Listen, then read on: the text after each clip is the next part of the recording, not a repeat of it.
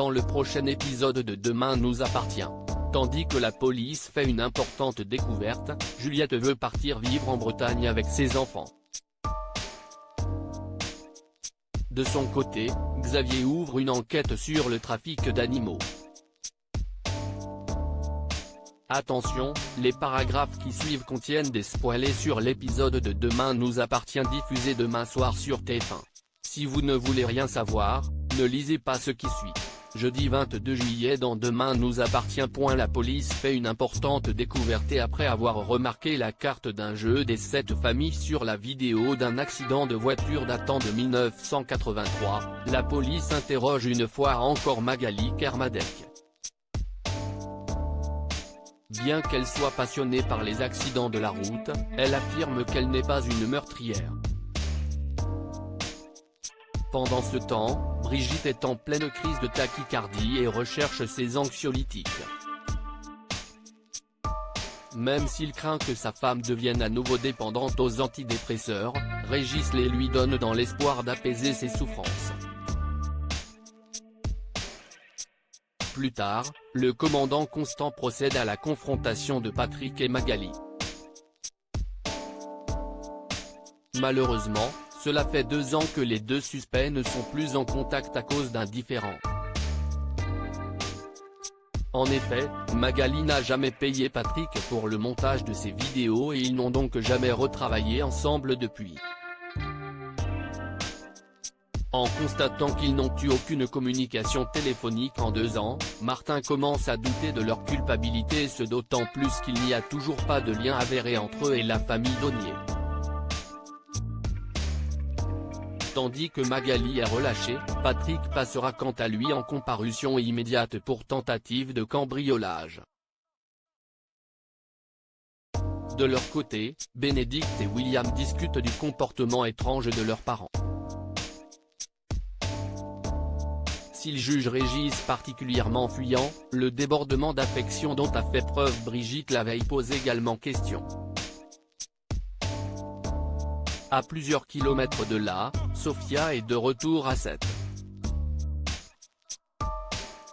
À peine descendue du train, elle file à la paillote pour faire une surprise à Adrien. Lorsque ce dernier lui rapporte ce que sa famille a traversé en son absence, Sophia rentre chez elle et se rend compte qu'à cause des soucis, son père avait oublié qu'elle rentrait. Par la suite, William donne une boîte de jeux à Manon et découvre à l'intérieur un jeu des 7 familles identique à celui des accidents.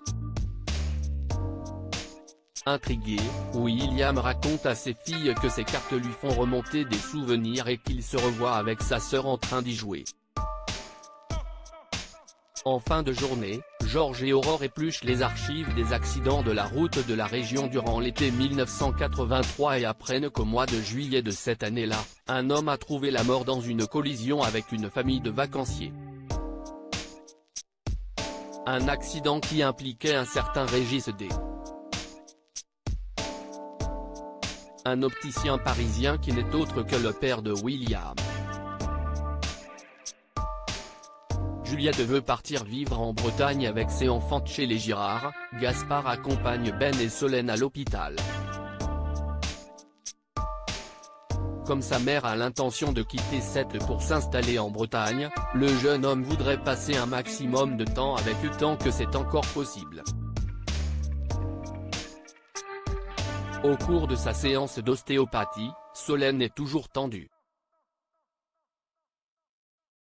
Alors que Bénédicte lui masse le plexus solaire, l'adolescente laisse libre cours à ses émotions et réalise que son père est un monstre.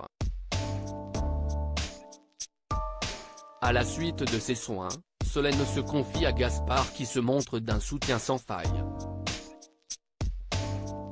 Plus tard, Juliette, qui souhaite s'éloigner le plus loin possible de la région, réunit ses enfants et les informe qu'ils partent s'installer en Bretagne dès le week-end de prochain. Si Océane se réjouit, Gaspard n'a quant à lui aucune envie de laisser sa famille et plus particulièrement Solène qui a besoin d'être épaulée en ce moment.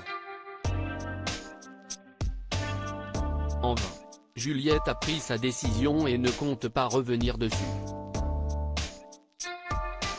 Xavier ouvre une enquête sur le trafic d'animaux Xalapayotte. Camille et Souleyman racontent à Arthur et Dorian qu'ils ont découvert un trafic d'animaux sauvages dans la maison inhabitée. Faisant rapidement le rapprochement avec le singe effrayé qu'il a aperçu la veille sur les quais, Dorian rejoint son père pour lui expliquer toute l'histoire.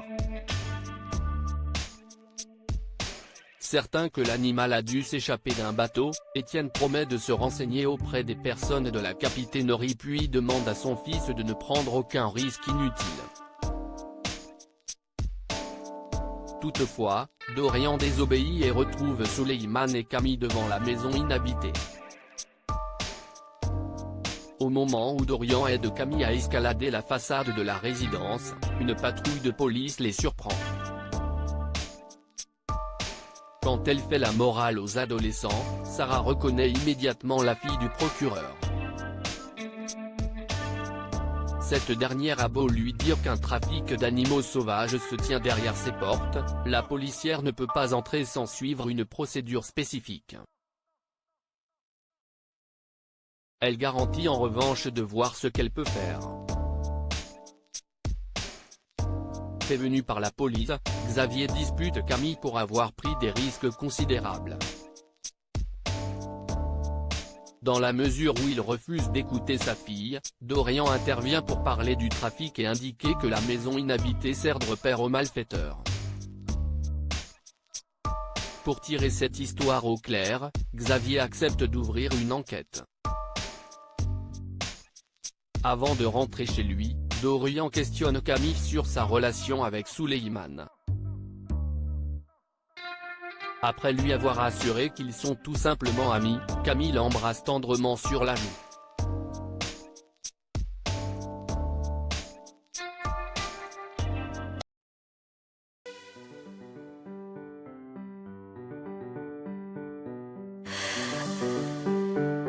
The man I love just had